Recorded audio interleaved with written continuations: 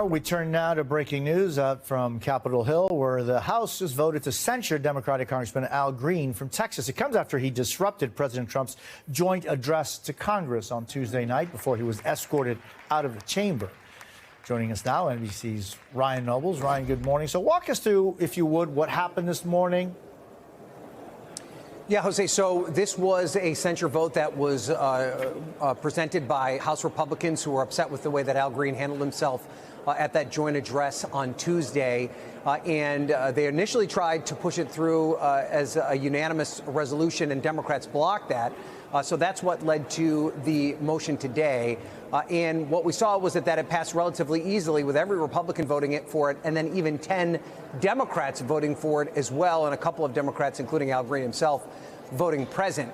Green, though, seemed to take this in stride. He seemed to understand that this punishment was coming, especially given how vocal he was on the floor of the House during the joint address. And he actually went up to the front of the chamber and started singing "We Shall Overcome" with other members of the House joining him, who were supportive of his disruption.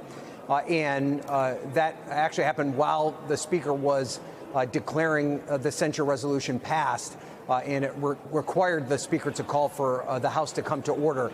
Jose, there's been a lot of fallout from the way that Democrats handled the State of the Union, or I should say the joint address. They weren't exactly sure how to respond to Donald Trump, and you saw an uneven response in the chamber. Most Democrats sat quietly throughout the entire speech, never standing up, rarely clapping throughout the course of the speech. Others held up protest signs, responding to some of the things that Trump said in real time. Others stood up and just walked out in the middle of this event. And there have been some Democrats that have said that they had wished that some of their colleagues had handled the situation a little bit differently, respect the office of the presidency, utilize a little bit more decorum inside this building.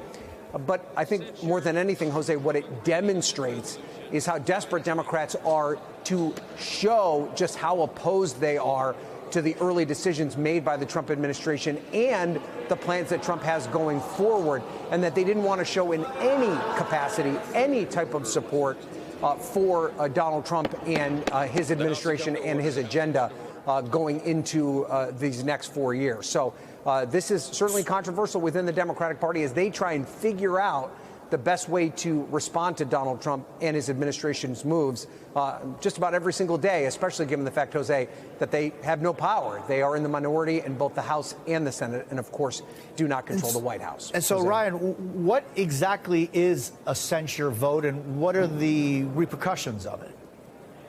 It is in many ways just a slap on the wrist, Jose. It doesn't. It's not accompanied with any sort of fine. It doesn't limit any of the power that Al Green has as a member of Congress.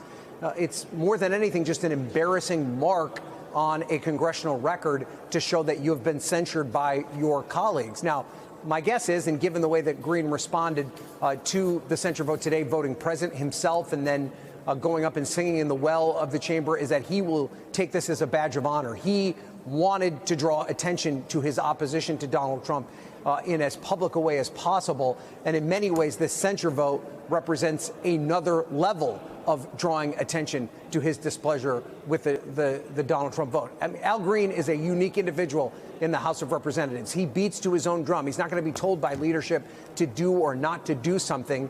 And I think this is an example of that today, Jose.